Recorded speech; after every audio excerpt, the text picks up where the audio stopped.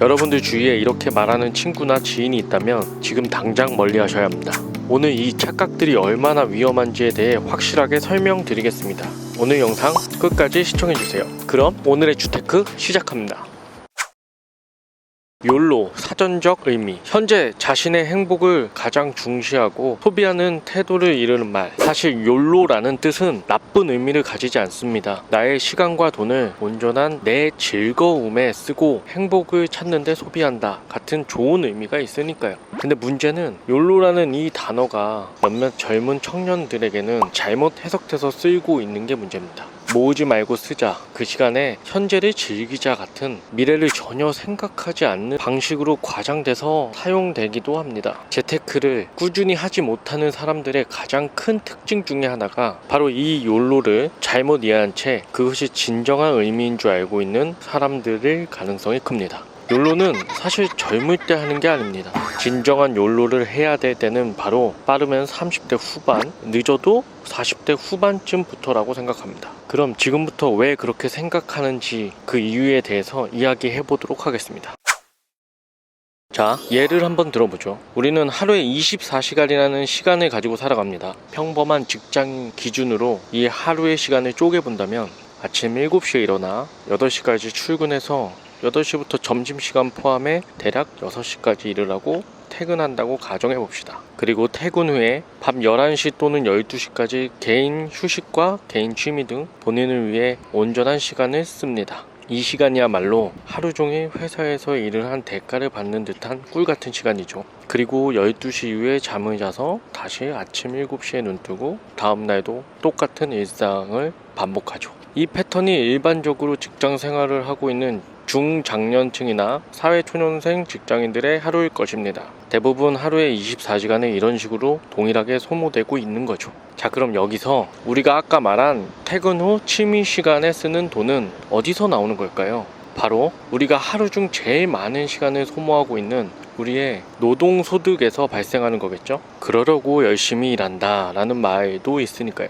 그럼 이걸 엄청 크게 확장해보면 어떨까요? 방금 전 하루의 24시간을 우리의 인생 전체로 확장시켜 봐도 위의 예와 크게 다르지 않습니다. 0살부터 초등학교 가기 전까지 우리는 미취학 상태로 부모님의 케어 속에서 자랍니다. 초등학교부터 고등학교까지 아직 미성년자로 학업에 열중하는 나이죠. 이때까지는 소득이 없으니 대부분의 소비는 부모님의 노동소득에서 생활을 합니다. 자, 이제 20살이 되어 대학에 가서 학업을 연장하거나 곧바로 사회생활에 뛰어들어 처음으로 근로소득을 만들어내는 시기가 됩니다.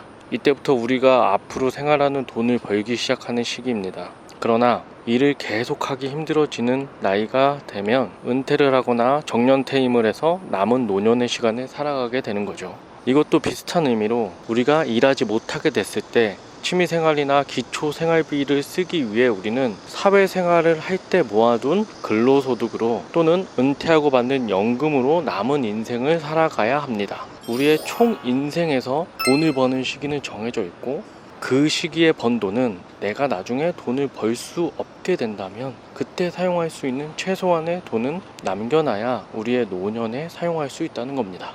그러니까 우리가 지금 열심히 일하면서 쓰는 돈은 지금 시기에 온전히 다 쓸 수 있는 돈의 양이 아니고 우리가 인생 전체를 봤을 때 우리가 일하지 않고도 수입이 없을 때를 대비해서 모아둬야 되는 돈마저 소비하고 있다는 겁니다. 그게 바로 젊을 때 즐겨야지 모아봤자 어차피 안 돼 라는 욜로의 잘못된 개념이 불러온 최악의 시나리오인 거죠. 이유는 아직 그 시기가 안 왔으니 그때가 되면 어떻게든 되겠지 하는 이 아니란 생각들이 나중에 은퇴하고 나서 정말 지옥처럼 느껴지게 될 겁니다. 이게 바로 노후 파산, 노후 빈곤층 이런 가슴 아픈 현실을 받아들일 수밖에 없는 거죠. 자, 그럼 이쯤 되면 당연히 그 정도는 저축하고 있지 않겠냐 하는 분들이 많을 텐데요. 그 또한 틀린 말은 아니지만 여기에는 또 두 가지 큰 함정이 있습니다. 첫 번째, 우리의 건강은 영원할 것인가? 젊었을 때 잘 모으고 차근차근 저축만 한다고 해도 건강이 안 좋아지거나 갑작스럽게 큰 돈이 나가는 큰 수술이라도 하게 되면 열심히 모아둔 돈은 한순간에 사라질 겁니다. 물론 그건 내가 은퇴하고 사용해야 되는 나의 은퇴 자금일 수도 있겠죠.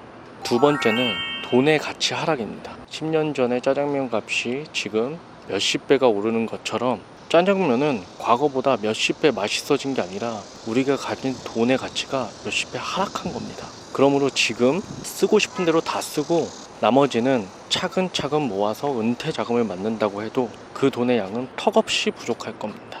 지금 정년이 더 당겨지고 있다고 합니다. 정년퇴임을 했다고 가정해보죠. 그럼에도 소득이 없는 상태로 15년을 살아야 합니다. 그때 되면 한 달에 월 300씩만 쓴다고 해도 5억 4천이 필요합니다. 더욱 무서운 건 과연 그때 지금의 300만 원으로 한 달에 살 수 있는 물가일까요? 당연히 아니겠죠. 뭐야 그럼 죽어라 모으고 아껴도 결국엔 노후 대비할 수 없다는 거네. 거봐 해봐야 소용없잖아 라고 하시는 분들이 있으실 텐데요. 오늘 영상에서는 지금 현 상황을 명확하게 판단하고 어떤 식으로 대비해야 되는지에 대해서 다뤘고요. 그 방법에 대해서는 다음 영상에서 다루도록 하겠습니다. 오늘의 결론, 인생의 게임에는 분명히 룰이 존재합니다. 그 룰을 모르고 시작하면 무조건 지거나 또는 너무나 지루하고 재미없다. 오늘 영상의 내용은 제가 감명 깊게 읽었던 부의 추월차선이라는 책에 나오는 인생 배급량이라는 부분을 참고해서 제작되었습니다. 더 자세한 내용이 궁금하신 분들은 꼭 이 책을 읽어보시기를 추천드립니다. 그럼 오늘 영상은 여기까지고요. 다음에 더 좋은 주제로 찾아오겠습니다. 부자가 되는 그날까지 부의 해방일지 주테크의 티어였습니다. 감사합니다.